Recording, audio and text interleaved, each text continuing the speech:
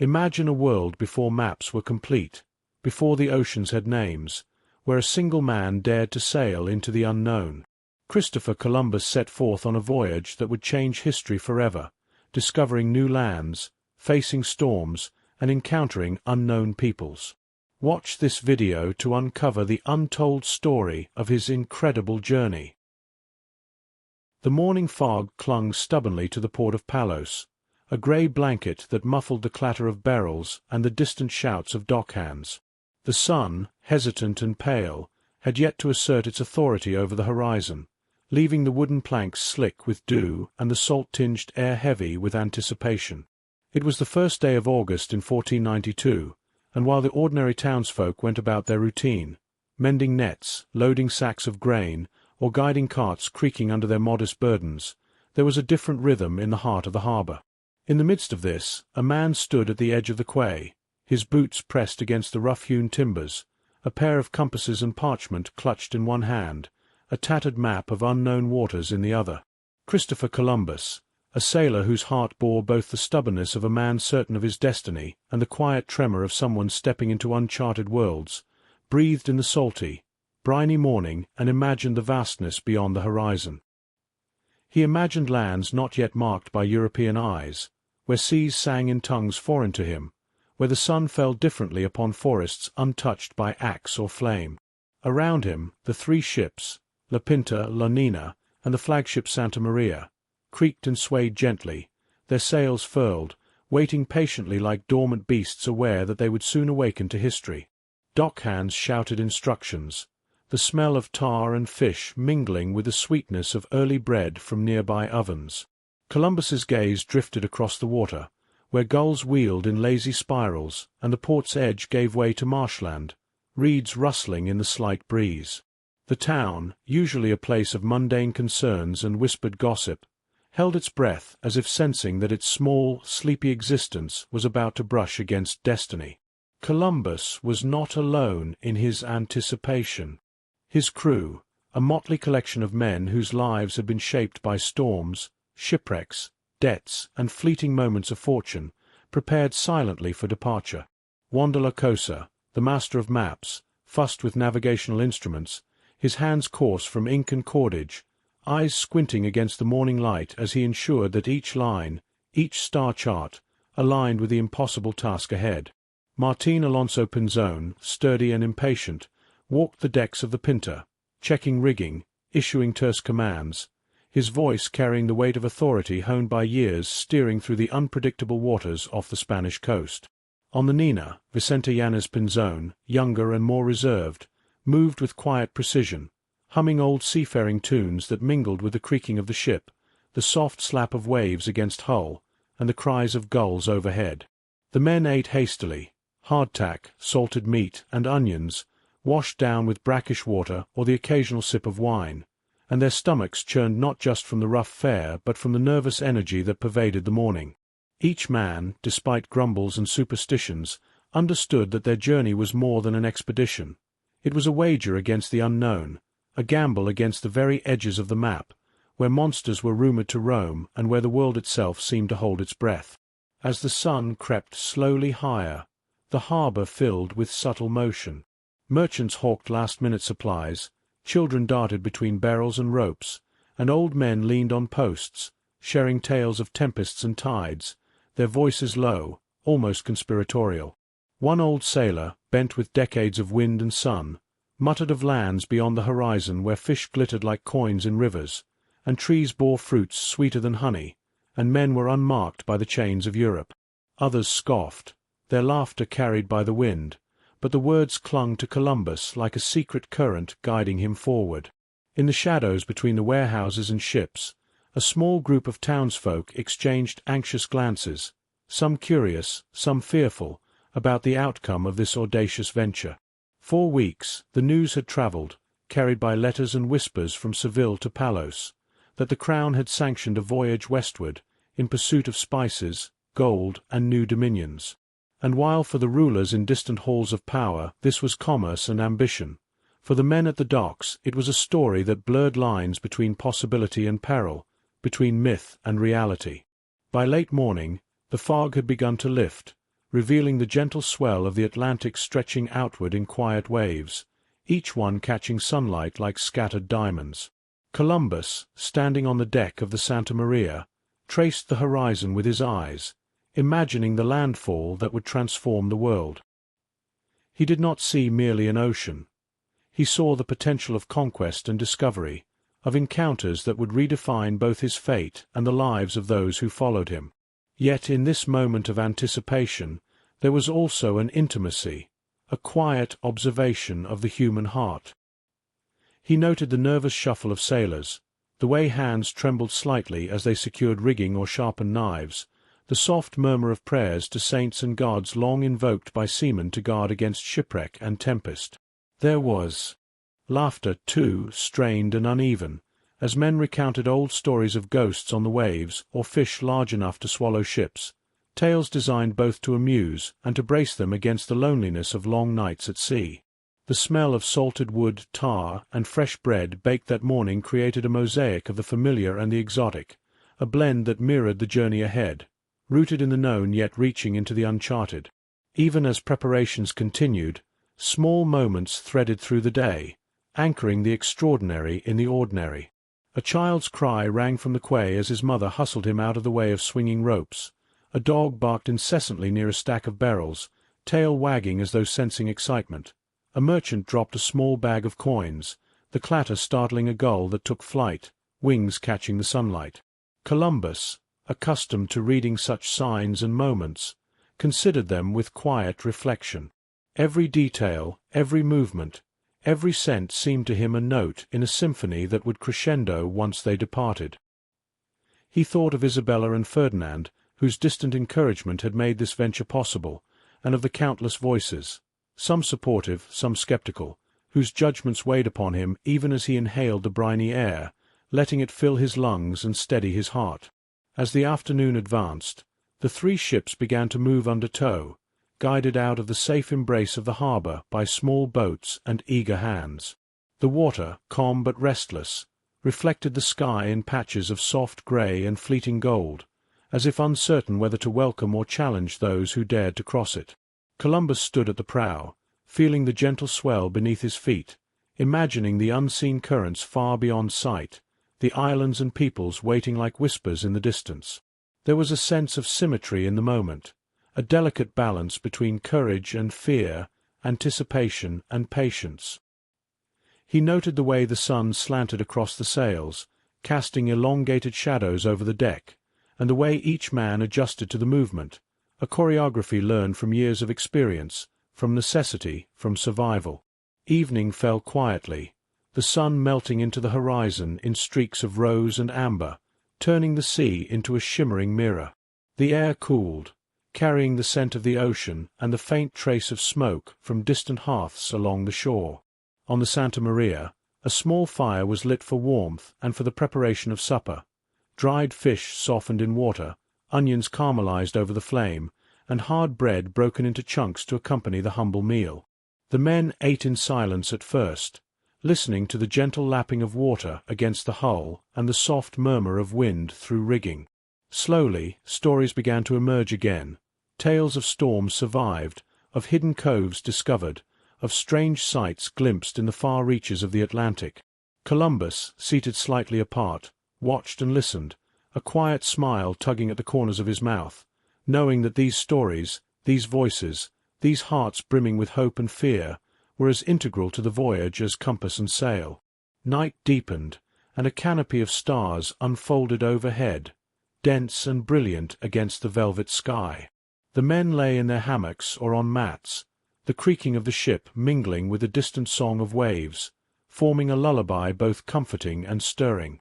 Columbus lingered on deck, letting the vastness of the ocean speak to him, the constellations familiar yet strange, guiding yet inscrutable.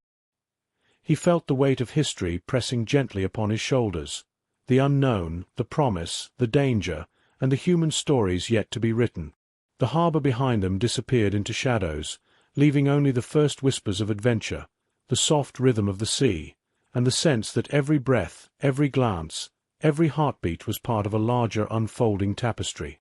And then, as midnight approached, A sudden, almost imperceptible sound broke the rhythm. A splash, a distant murmur of movement among the reeds near the harbour's edge. Columbus turned, squinting into the darkness, but saw only shadows and the restless waves. Yet something in that sound, faint and fleeting, stirred an unease deep within him, a reminder that the world was alive, unpredictable, and vast beyond comprehension. It was a subtle warning, a whisper that the voyage ahead would test more than skill and courage.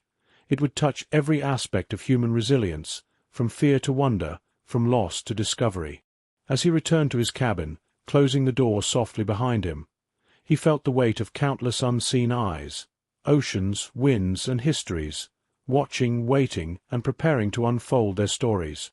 The night held its breath, and so did he, knowing that with the first light of dawn, the horizon itself would become both a challenge and a promise, and the ordinary world of Palos would be left behind forever, replaced by an ocean of possibilities where every ripple might hide a secret, and every wave might carry the echo of a new era waiting to be born. As the first light of dawn caressed the edge of the Atlantic, the Santa Maria, La Nina, and La Pinta floated together like slow-moving sentinels on the vast, open water, their sails puffed gently by a wind that promised both fortune and challenge. Columbus had risen early, as was his habit, the sea still silver and glassy beneath the pale sun, and he stood on deck, eyes scanning the horizon where sky and water met in an indistinct line. The men around him stirred quietly, some still asleep, others already adjusting rigging, whispering to themselves or murmuring prayers, a collective murmur of humanity touching the edges of an unknown world. The excitement of leaving Palos had settled into a solemn rhythm, one punctuated by the creak of wood and the slap of small waves against the hulls, and yet beneath that calm surface simmered a tension as palpable as the salt-laden air.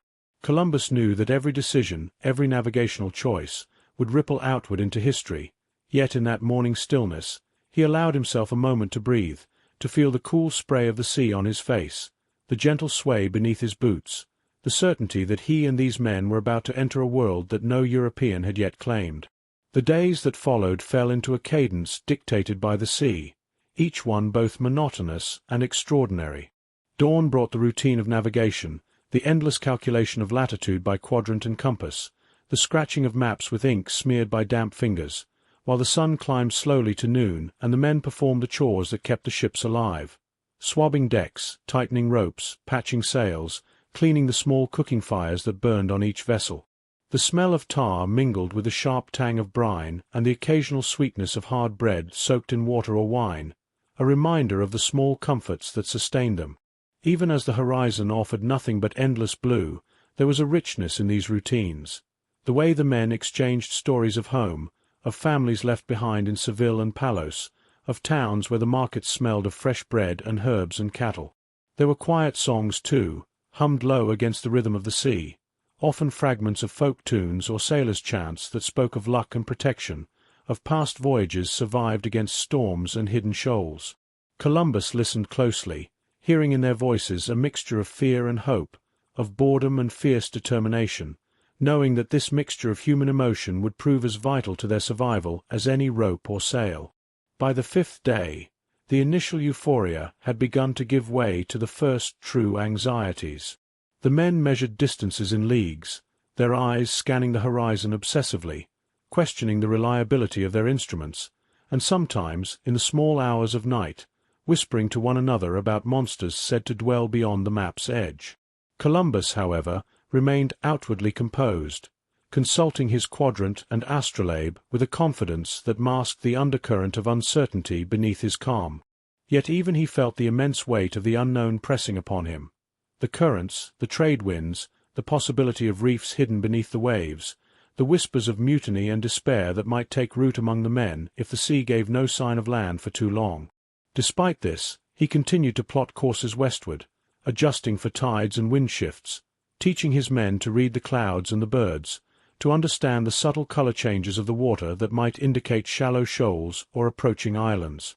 Each small observation became a point of contact with the unknown, a way to wrest some measure of understanding from the vast, indifferent ocean that surrounded them. As the days merged into weeks, the men's lives became a careful balance between labor, observation, and reflection. Meals were simple: salted meat and fish, sometimes augmented with onions or dried legumes, broken into small portions to last the journey, consumed quickly before the sun rose too high or the waves became troublesome. Water was rationed, kept in barrels whose staves sometimes leaked a thin trace of brine, and wine was dispensed sparingly, often diluted with sea-water to stretch supplies. The men slept in hammocks or on mats spread across the decks, rocking gently with the rhythm of the Atlantic, while the night sky offered a constant companion in the form of stars, planets, and the faint glow of the Milky Way. Columbus often spent long hours observing these celestial bodies, calculating latitude, considering courses, but also reflecting quietly on the immense distance from home, on the wives, children, and families who waited unknowingly for news that might never come. It was in these moments that he felt the full gravity of their undertaking, not merely a voyage to new lands, but a journey that would touch countless lives, rewriting the understanding of the world itself. Tensions began to simmer quietly among the crew, subtle as the changes in the wind, yet undeniable. Small arguments over chores, over portions of food, over the proper way to stow sails, hinted at larger anxieties. Some men muttered under their breath about the futility of searching for land in endless blue, about being led by a man whose maps and promises might prove hollow. Pinzon brothers, ever vigilant, moved among them with stern eyes and quick words, attempting to maintain order while concealing their own apprehensions. Columbus, aware of these undercurrents, sought to bolster morale by recounting stories of distant lands, of kingdoms rich in gold and spices, of peoples living under unfamiliar skies. He spoke of the great rewards that awaited them, weaving imagination and ambition together into a tapestry meant to sustain hope and courage. Yet beneath these words lay a subtle acknowledgment that hope alone could not shield them from hunger, sickness, or the psychological strain of isolation at sea. Then, one evening, as the sun bled into the horizon in shades of deep orange and violet, the first signs of change appeared. Seabirds, small and restless, began to circle above the water, their calls distinct and insistent, breaking the monotony of gull cries that had become familiar. Pieces of driftwood, moss-covered and foreign in origin, floated near the hulls, evidence that land might lie within reach. The men, at first hesitant, crowded to the rails, fingers gripping the wet timbers, eyes wide with both awe and disbelief. Columbus, a mixture of caution and excitement in his gaze, instructed the crew to remain vigilant, to note the direction of the currents, to observe the behavior of the birds, knowing that such signs could mean nothing, or they could mean the fulfillment of all their hopes. That night sleep was restless. The ship's timbers creaked more insistently, the wind whispered through rigging with a tone almost sentient, and the men murmured quietly among themselves, some praying, some speculating, some staring into the darkness, imagining the lands and peoples that might lie ahead. Days passed, the signs of land becoming more frequent. The birds grew bolder, sometimes perching on the rigging or the spars, their feathers ruffled, their cries insistent. Floating vegetation increased, small branches and leaves carried by currents that hinted at rivers and forests. Columbus's heart, seasoned by years of navigation yet unaccustomed to the thrill of such discoveries, beat faster with each observation. The men's conversations changed as well, growing more animated, more expectant. Stories were exchanged of previous explorations, of islands glimpsed on other voyages, of currents that had led others astray, and of the dangers of mistaking mirage for reality. Each night, Columbus recorded observations in meticulous detail, his hand guided by both knowledge and intuition, aware that these notes might one day serve not merely as maps but as testimony to their journey and its significance. On the 21st day at sea, just as the sun began to climb toward its zenith, a shout rose from the crow's nest of the Pinta. "Land!" it cried, the word carrying across the waves and striking every man on every ship with a mixture of disbelief, joy, and astonishment. The crew, momentarily paralyzed, rushed to the rails, eyes straining toward the horizon. There, faint and hazy at first, the dark green of forests met the light blue of the sky, islands rising gently from the sea, as though they had been waiting for centuries for human eyes to behold them. Columbus felt a surge of triumph, tempered by the careful knowledge that reaching the shore would be only the beginning of a new challenge. Understanding these lands, navigating their coasts, meeting their inhabitants, and ensuring the survival of his crew in an environment wholly unknown. Small boats were prepared, sails adjusted, and the ships carefully guided toward the islands, every hand engaged, every heart racing with the realization that the edge of the world, as Europe knew it, had finally been reached. And yet, even in that moment of discovery, uncertainty lingered like a shadow behind the sunlight. What peoples lived there? What dangers might the forests conceal? How would they sustain themselves on these unfamiliar shores? Columbus, standing at the prow of the Santa Maria, eyes fixed on the dark green fringe of trees, felt a shiver that was part anticipation, part fear. The ocean had been a patient, indifferent witness to human courage. Now, the land, lush and alien, awaited them with mysteries yet unsolved. He knew that with the dawn of the next day, the journey would shift from navigation and observation to exploration and encounter, and that every choice made on those shores would ripple through history in ways that none of them could yet foresee. And so, as the stars faded with the approaching morning light, the men slept uneasily, the promise of land both a balm and a summons, and Columbus allowed himself a single thought to linger in the hush of the night. The world had changed, and they were the first to step into its new chapter, though its secrets were still tightly held, waiting, watching, and ready to unfold. The morning sun rose softly over the horizon, painting the sky in pale gold and rose, casting long reflections upon the gentle swell of the sea, as the three ships, Santa Maria, La Nina, and La Pinta, approached the unfamiliar shoreline. The air was thick with anticipation, tinged with salt and the earthy scent of distant forests, a mixture that seemed almost unreal to the weary sailors whose lives had been measured in leagues and wind patterns for weeks. Columbus, standing at the bow of the Santa Maria, felt a mixture of triumph and anxiety, a gnawing awareness that the moment they had envisioned for so long, the moment when the edge of the world, as they knew it, revealed itself, was finally at hand. The land ahead was low and verdant, fringed by palm trees whose fronds swayed in a breeze warmer and sweeter than anything they had encountered on the open Atlantic. A gentle mist hovered over the coastline, giving the illusion of a land suspended between reality and dream, a place waiting to be touched by human eyes for the first time in centuries. The men, leaning over the rails, whispered in awe, some crossing themselves, others exchanging tentative smiles, as the colors of sand, surf, and foliage began to resolve into shapes familiar yet strangely foreign.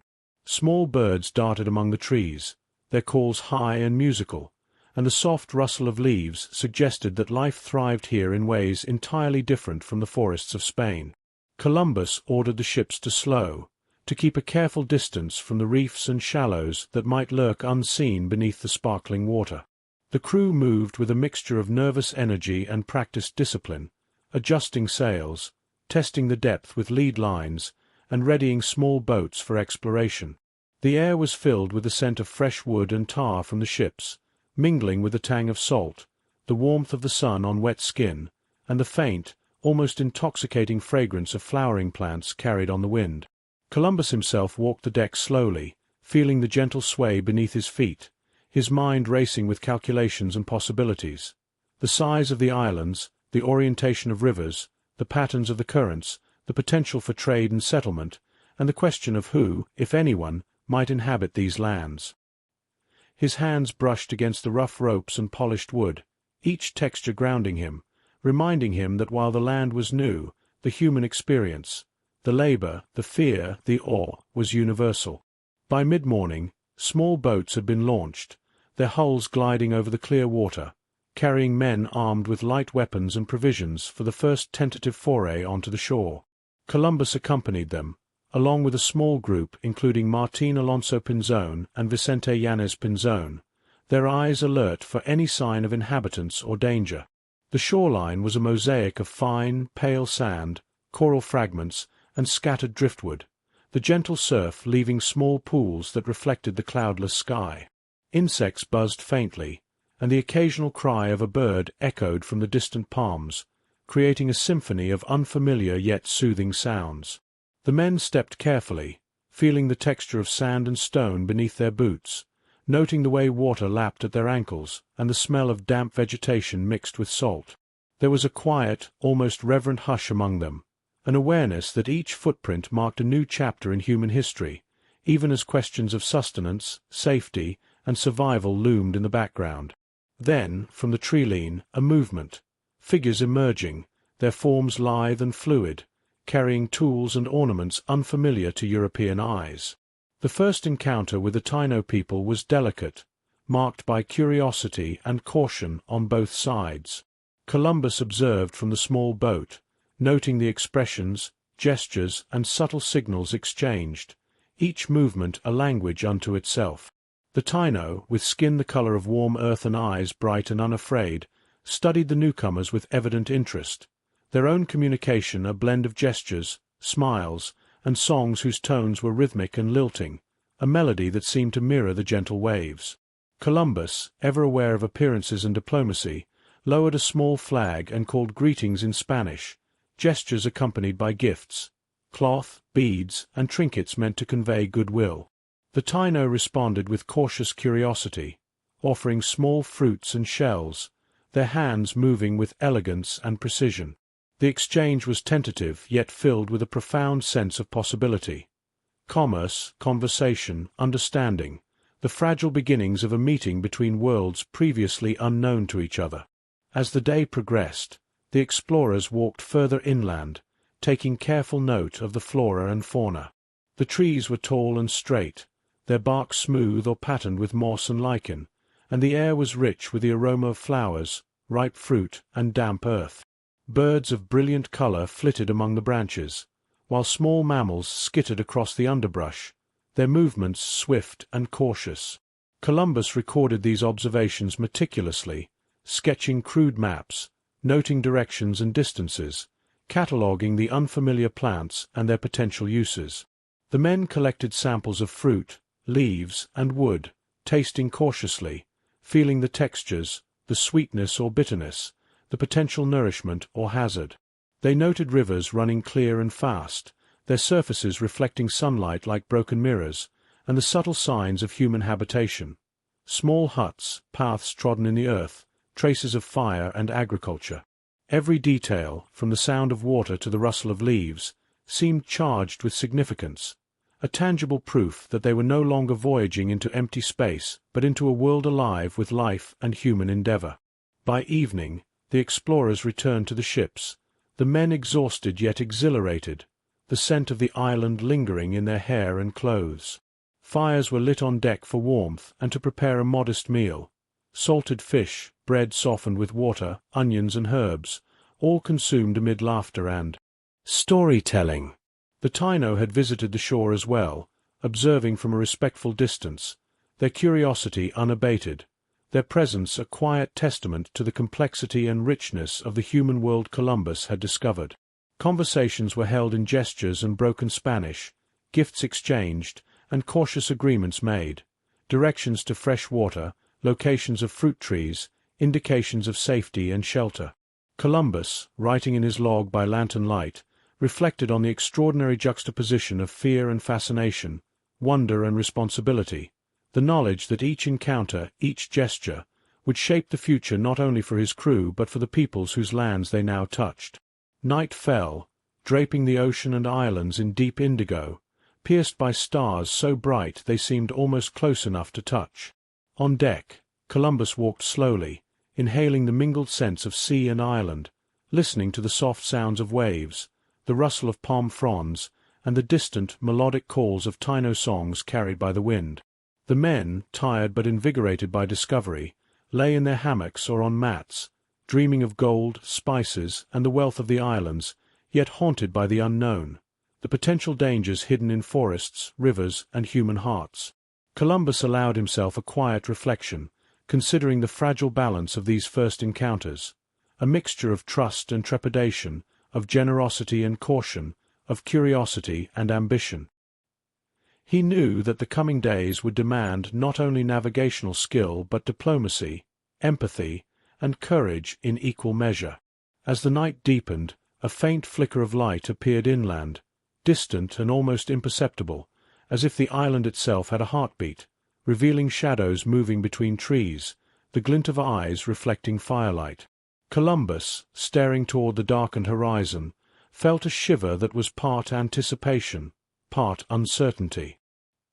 He understood that while landfall had been achieved, the true voyage, the voyage into human encounter, into unknown societies and landscapes, into the moral and practical challenges of claiming, mapping, and understanding this new world, was only beginning. The air was still, the stars bright, and the ocean calm, yet a subtle sense of tension hung between waves and shore, between known and unknown, between the men of Spain and the people of the islands. Columbus turned away from the rail, stepping into the cabin, letting the warmth of lanterns and the murmur of voices wash over him, yet the faint flicker inland lingered in his mind, a silent promise that the story unfolding here would test not only skill and courage but understanding, empathy, and the very capacity to navigate the spaces between worlds. And so, as sleep claimed the men, the unknown continued to watch, patient and inscrutable, waiting to reveal itself in its own time, holding secrets that would shape generations yet to come. The dawn broke over the island in gentle pinks and golds, the sunlight sifting through the swaying palm fronds and casting intricate shadows on the white sand that stretched along the shore. The men of Columbus's crew moved with careful purpose, carrying small tools, baskets, and gifts, their feet sinking softly into sand still cool from the night. The air was rich with the scent of salt and blooming flowers, the chirping of birds weaving a constant, delicate soundtrack, and the faint rustle of leaves whispering secrets of the forest beyond. Columbus walked slowly among his men, surveying the scene with a mixture of wonder and calculation, aware that every step onto this land was both a discovery and a responsibility. The Taino watched from a distance at first, their eyes bright and curious, but soon began to approach, moving with cautious grace, offering fruits, fresh water, and small carved objects, their hands open in gestures of peace and hospitality. The initial awe of sighting land had transformed into a rhythm of exchange, tentative yet profound, as gifts were given and received, and trust, however fragile, began to take root. The explorers set up temporary camps along the beach, their hammocks strung between palm trees, small fires lit to prepare simple meals, the smell of fish and onions mingling with the earthy fragrance of the forest. Columbus instructed the men on careful observation of the environment, noting edible plants, freshwater streams, and the patterns of animals moving along the shore. Every berry tasted, every fish weighed, every leaf examined was a thread in the unfolding understanding of the island's abundance and hazards. The crew, exhausted from weeks at sea, found a strange solace in routine, preparing meals, cleaning equipment, mending nets, and in the quiet companionship of one another. Laughter began to thread through the work, stories of home and of old voyages blending with wonder at the strange new world surrounding them. Children's voices and songs reached them from inland, as the Taino brought younger members to watch the Europeans, their curiosity as boundless as that of the men themselves. Interactions deepened over the following days, marked by a mixture of playfulness and careful negotiation. Columbus and his officers tried to communicate through gestures, drawings, and repeated phrases, offering beads, cloth, and small trinkets in exchange for food and knowledge of the land. The Taino responded with smiles, demonstrations of their skill in fishing, weaving, and canoeing, and invitations to taste local fruits and roots. There were moments of shared laughter and discovery, the strange delight of tasting new flavors, the careful mimicry of gestures, the wonder of observing different ways of living and thinking. Columbus recorded everything meticulously, his logs filled with sketches of plants, animals, and people, notes on customs and language, and reflections on the significance of these interactions. Even the smallest details mattered. The way water was drawn from streams, the use of leaves as containers, the method of weaving mats for shelter, all offering insights into a culture both sophisticated and harmonious with its environment. Yet beneath the charm and novelty, there was an undercurrent of tension, subtle but persistent.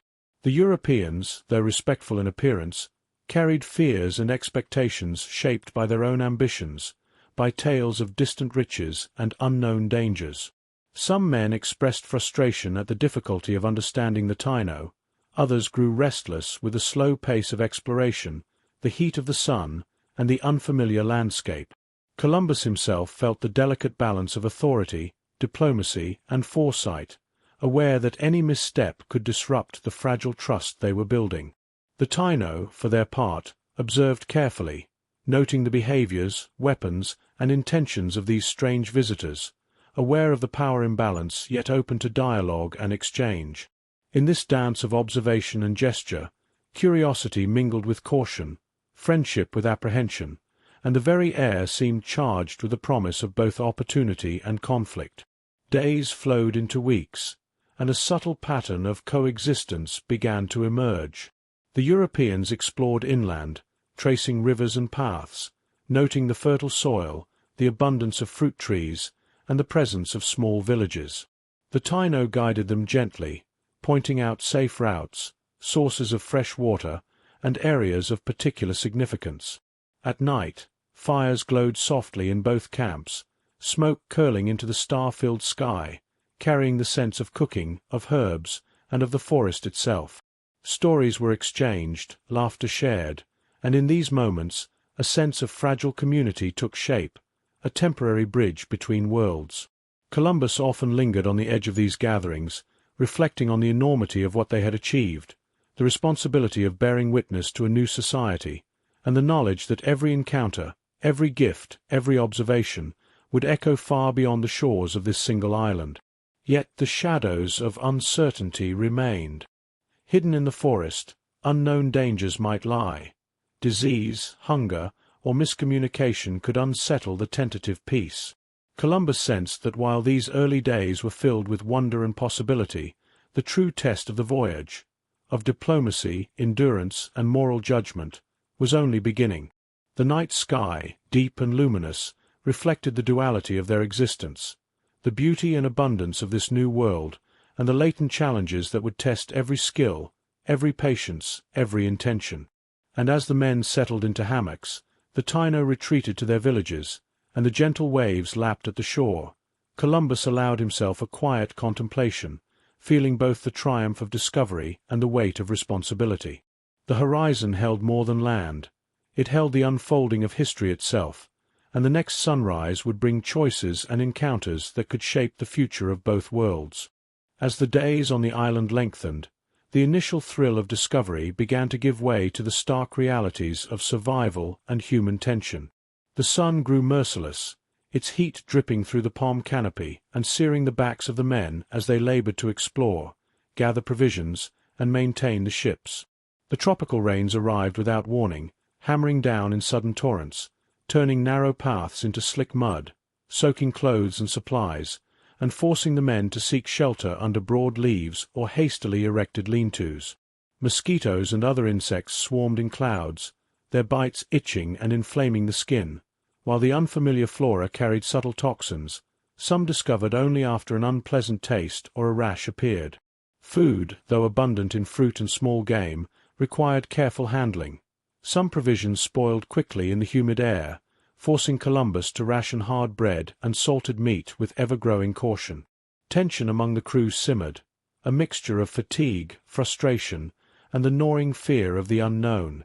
Whispered complaints about the harshness of the voyage, doubts about Columbus's leadership, and envy over perceived rewards or favoritism rippled through the men like an undercurrent, quiet but persistent. Columbus, aware of these strains, moved among them with a careful balance of authority and empathy, speaking in calm tones, offering encouragement, but also maintaining firm discipline, knowing that disorder could be fatal in this remote and unfamiliar land. The Taino, too, became more wary as days passed, their initial curiosity tempered by observation and experience. Columbus noted subtle changes in their behavior, cautious gestures, measured responses, and occasional withdrawal from exchanges. Misunderstandings arose, small at first, a misinterpreted gift, a perceived slight, but they carried the weight of cultural difference and mutual uncertainty. On several occasions, brief disputes flared over food, access to fresh water, or territorial boundaries, requiring careful negotiation and patience to restore harmony. Yet even amid these tensions, moments of generosity and insight persisted.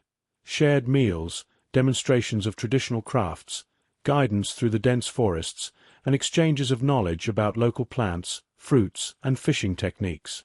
Columbus recorded each encounter meticulously, understanding that these fragile interactions were as critical to the voyage's success as navigation or seamanship. Illness, too, made its presence felt. The oppressive heat, combined with the constant physical exertion and inadequate nutrition, led to fevers, chills, and exhaustion among some of the men. Columbus organized rudimentary remedies, herbal teas and washes suggested by the Taino, careful attention to hydration, and rotations of labor to allow recuperation. Sleep became sporadic, disrupted by heat, rain, or the distant calls of wildlife, leaving men cranky, fatigued, and more prone to errors or arguments. At night, the distant glow of fires from Taino villages flickered between trees, a reminder of human life beyond their own encampments, comforting yet subtly alien, highlighting the delicate balance of curiosity, caution, and respect that defined their coexistence. Despite these hardships, discovery continued. Columbus and his men mapped rivers and coastlines, documented local flora and fauna, and began to envision the potential for trade and future settlement. The juxtaposition of natural beauty and human struggle was ever present. The luminous sunsets over coral reefs and golden sands, the scent of ripe fruit and wet earth, contrasted with physical exhaustion, tension among men, and the constant awareness of their vulnerability. Columbus felt the weight of responsibility pressing upon him more keenly than ever, the need to protect his men, to honor the fragile trust of the Taino, and to preserve the promise of the voyage that had already begun to alter the course of history. As night fell over the island, the warm wind carrying the mingled fragrances of sea and forest, he stood quietly at the water's edge, watching the stars emerge above the horizon, contemplating the days to come and the trials that still lay ahead, knowing that each dawn would bring both wonder and peril, and that the story of this land and its people was only just beginning to unfold. The days that followed carried a rhythm both familiar and strange, a pulse set by the rising sun, the ebbing tides, and the daily routines of exploration, exchange, and survival. Columbus and his men moved further inland, guided by the Taino, whose knowledge of the forest paths, streams, and fertile grounds proved invaluable, revealing groves of fruit, freshwater springs, and clearings suitable for temporary encampments. The Europeans marveled at the abundance around them, clusters of coconuts hanging high, papayas and guavas heavy on the branches, small game moving silently through the underbrush, and birds whose colors and calls defied description. Meals became a collaboration of sorts, with the Taino showing how to prepare certain fruits and roots, teaching simple methods of roasting fish and small mammals, while the Spanish shared wine and bread, a tangible gesture of friendship that also reinforced their presence. The smells of cooking mingled, smoke from the fires, roasting flesh, sweet fruit, and the faint acrid tang of salted meat carried from the ships, creating a sensory landscape that reflected the merging of two worlds, at least on the surface. Yet beneath the apparent harmony, complexities began to assert themselves. Columbus observed differences in perception, in priorities, in values that hinted at potential misunderstanding. The Europeans, driven by notions of claim, trade, and faith, measured wealth and potential in gold, spices, and obedience, while the Taino operated within social systems rich with ceremony, oral tradition, and communal responsibility. Small incidents, a misunderstanding over a gift, the perceived appropriation of food, a misread gesture, reminded both parties of the fragile balance in which they operated. Columbus, aware of the subtle shifts in behavior, sought to maintain authority while cultivating trust, instructing his men in patience, careful observation, and diplomacy, emphasizing that every interaction could ripple outward in unpredictable ways. The men of the crew learned to watch closely, how a smile could carry a meaning different from that intended, how a gesture of generosity could be interpreted as obligation, how the natural curiosity of the Taino sometimes collided with European assumptions. The island itself seemed to respond to their presence. Forests, rivers, and fields remained bountiful, yet subtle signs indicated human care. Cleared paths, small cultivated plots, and simple structures that revealed a way of life entirely harmonious with the land. Columbus, fascinated, documented every detail, sketching maps, recording measurements, and noting the uses of plants and materials, while reflecting on the ingenuity and resourcefulness of the inhabitants. Even as they observed and recorded, the Europeans felt the tension between admiration and the pressure to assert dominion. Dreams of riches, of conquest, and of recognition pressed upon them, creating an undercurrent of expectation and unease, even as daily life continued with a deceptively calm rhythm of work, observation, and tentative friendship. Over time, festivals and communal gatherings of the Taino offered glimpses of their social and spiritual life. Music played on drums and flutes, dances performed in intricate patterns, and storytelling that wove history, myth, and instruction into vivid tableaus. Columbus watched with a mixture of fascination and calculation, recognizing the depth of culture that existed here, the complexity of social bonds, and the potential for alliances or conflict. The Europeans joined cautiously in small exchanges, offering gifts, sharing food, and observing rituals from respectful distance, aware that even well-intended actions could have unforeseen consequences. The evenings were filled with reflection, the air fragrant with damp earth and flowering plants, the sounds of the forest alive with insects, birds, and distant waves.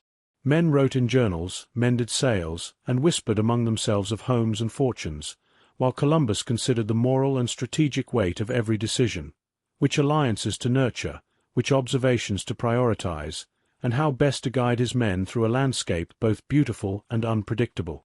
Despite the careful balance, unease persisted. Rumors circulated among the crew of hidden dangers, venomous creatures, unknown illnesses, and the possibility of hostility. Minor quarrels arose, small acts of defiance or theft tested the limits of authority, and the men grew acutely aware of how easily trust could fracture.